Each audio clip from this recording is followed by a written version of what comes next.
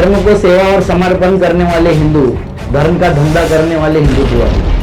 छत्रपति का राज रैत का था ये कहने वाले हिंदू, और छत्रपति का राज गो ब्राह्मण प्रतिपालक था ये कहने वाले हिंदुत्ववादी।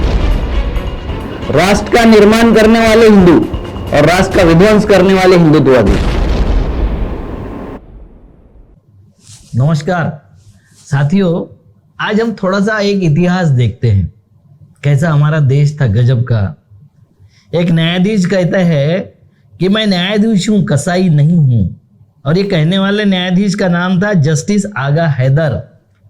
जो आगा हैदर में 1925 में लाहौर हाईकोर्ट के जज नियुक्त हुए थे। उनका जन्म हुआ था 1876 में, और ये जन्म हुआ था सहारनपुर में। समझे?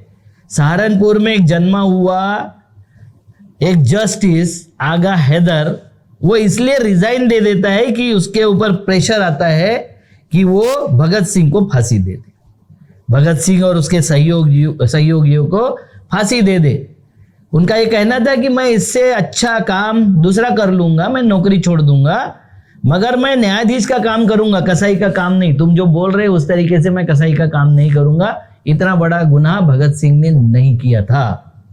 और उसको भगत सिंह को फांसी दिलाने के लिए, बटुकेश्वर दत्त को फांसी दिलाने के लिए जिन्होंने काम किया था वो शोभा सिंह, खुशवंत सिंह के पिता, और शादीलाल, इन्होंने दोनों ने गवाही दी थी, जो अभी राष्ट्रभक्त संघियों के साथ में थे, और आज भी उनके लिए वो सब कुछ है। आरएसएस के लोगों का नाम किसका लेते हो, काम किसका करते हो। दोनों को सर की उपाधि दी थी अंग्रेजों ने, क्योंकि इन्होंने भगत सिंह को और बटुकेश्वर दत्त को फांसी देने में अंग्रेजों की सहायता की थी, और वो अंग्रेजों की सहायता करने वाले वीर लोगों के साथी थे।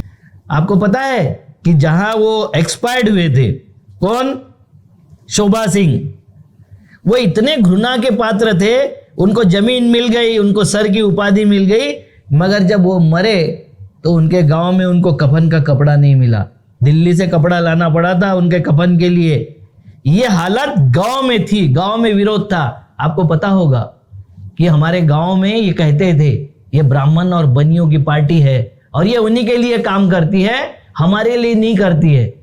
ये अचानक आपके हितैषी कैसे बन गए, और ये अचानक आपके नेता कैसे बन गए, और आपके नेताओं को छोटा छोटा कैसे किया गया। आपके नेता, कोई जाति का नेता होता है, कोई यादव का होता है, कोई दलितों का होता है, कोई लोधी का होता है, कोई कुर्मियों का होता है, कोई कोयरियों का होता है, मगर उनके नेता आरएसएस प्रोजेक्ट करती है कि वो देश के नेता हो जाते हैं।